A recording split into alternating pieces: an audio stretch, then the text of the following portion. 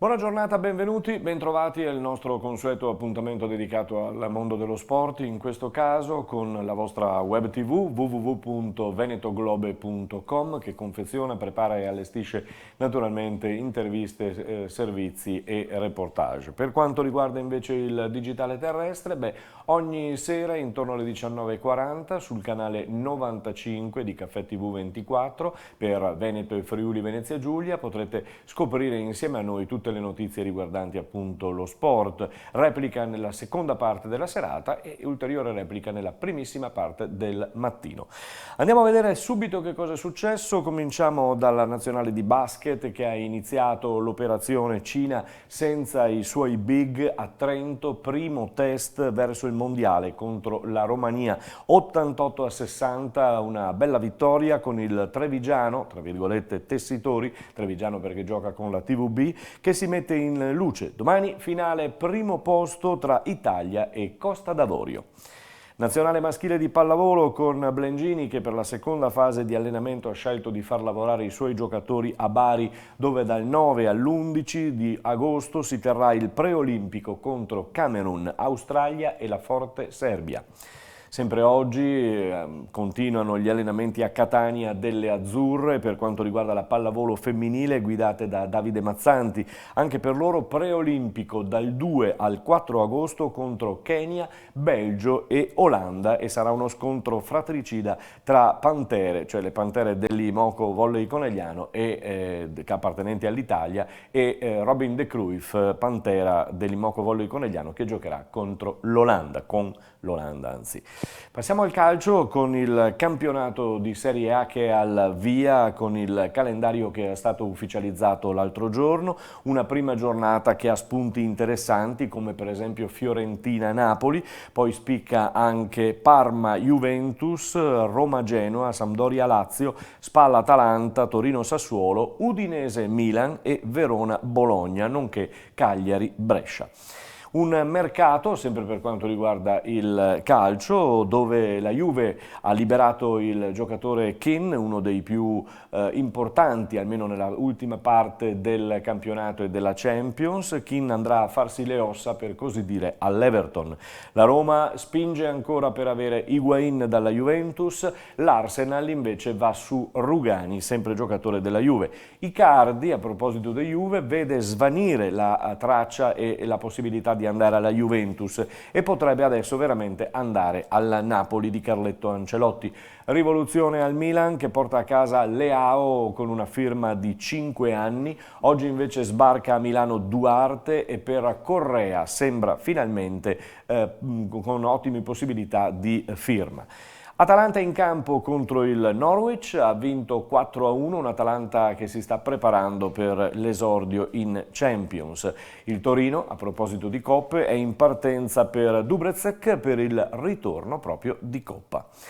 Per quanto riguarda le B, per quanto riguarda la B e le Venete di Serie B, si stanno preparando con il Venezia particolarmente gasato in Laguna con 4 nuovi acquisti, 4 nuovi moschettieri pronti a stupire. Anche il Pordenone che militerà in Serie B e giocherà quest'anno comunque al Friuli di Udine, vi ricordo che avrà con molta probabilità 2 turni esterni perché l'Udinese gioca le prime 2 partite in casa e quindi 2 turni esterni e al Bottecchia di Pordenone, il Pordenone o meglio al Friuli di Udine, il Pordenone, che di solito ha sempre giocato lo scorso anno al Bottecchia, arriverà soltanto a metà settembre.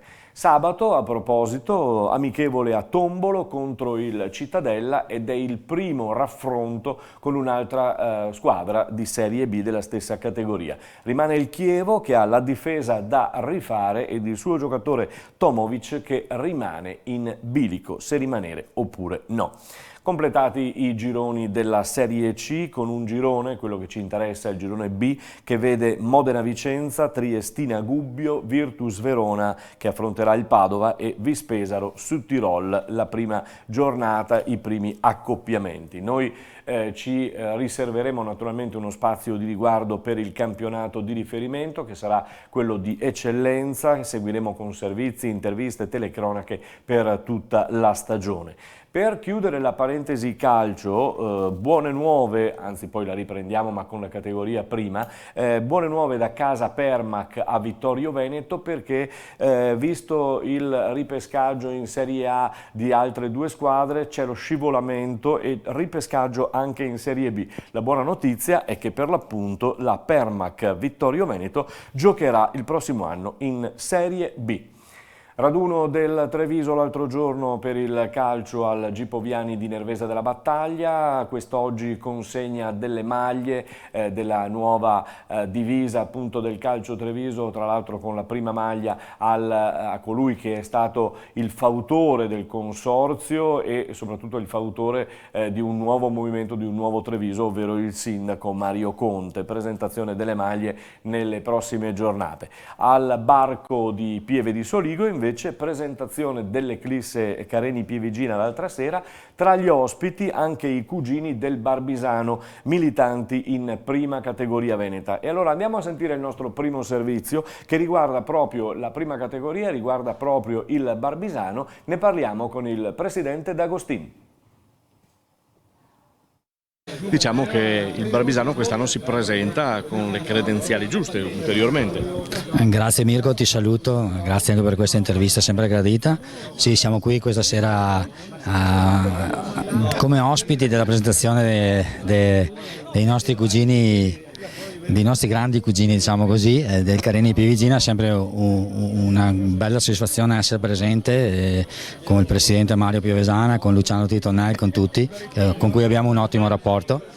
Sì, noi ci ripresentiamo ai nastri di partenza della prima categoria, cercando di ottenere, di fare i fatidici 40 punti prima possibile, e poi vogliamo divertirci. Avete una squadra per divertirvi? Noi abbiamo cercato di costruire una squadra competitiva e penso che anche ci siamo riusciti, però poi il rettangolo verde è sempre quello che determina il tutto, che dirà il reale valore del Barbisano Eclisse. Senti, a parte la prima squadra, questa prima categoria ritrovata che è importante, uno stadio dove si può fare calcio, c'è anche questo settore giovanile, vi siete affiliati al Pordenone? Sì, ci siamo affiliati al Pordenone, è un'affiliazione tecnica, non è una cosa fatta così un po' all'acqua di rose. Noi dobbiamo seguire esattamente quello che il Pordenone Calcio ci dirà, e anche a livello di organizzazione, a livello di incontri, a livello di gestione degli allenatori, anche di noi dirigenti.